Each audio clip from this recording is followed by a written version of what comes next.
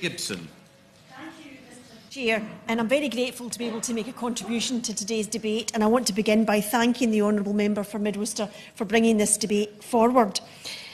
We know that the overproduction of puppies and those who smuggle them from abroad raise serious and disturbing questions, and it's incumbent on all of us to give due consideration to the ethical sourcing of our pets, so eloquently set out by the honourable lady who just spoke before me. Sadly, where there is demand, there will always be unscrupulous elements waiting to meet that demand if there is money to be made, and will find ways around the law to import animals illegally from breeders in other countries. So it's essential that awareness is raised of the risks this involves. And as the honourable member for Murray pointed out, the money that can be made relative to the punishments that are levied demonstrate that we need greater deterrence for offenders. There is a real risk to puppies' health, how a puppy is bred and reared, especially in its early weeks, and how this influences its health, welfare and socialisation through its life. And that's why the standard and quality of breeding practices matter so much. Smuggling, as we've heard, often involves long-distance transportation at a very young age, which can give rise to severe anxiety, stress and fear.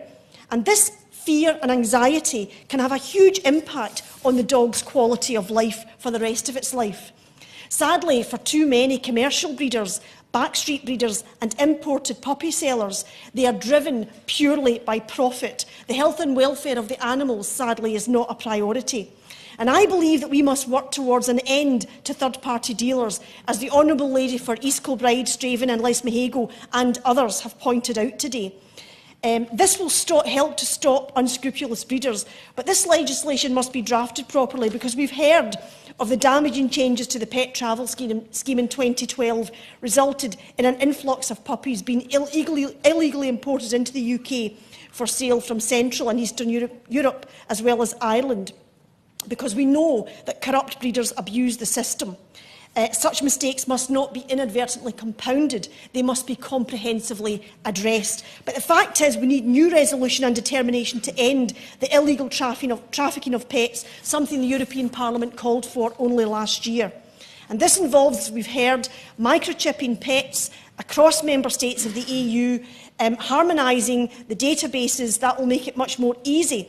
And we know that criminal gangs take advantage of the lack of harmonisation, so that really needs to be addressed as a matter of urgency. And disturbingly, puppies are the third most valuable illegally traded commodity in the EU after drugs and arms, and that really should give us pause for thought.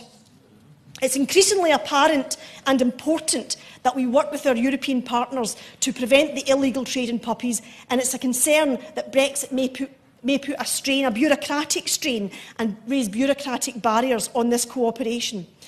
And if that happens, the puppy smugglers will win. We need to strike a blow at the very heart of this cruel and vile trade. And I believe, as we've heard today, the political will for that across the House exists. And I would urge the Minister not to delay and work across the House for a resolution.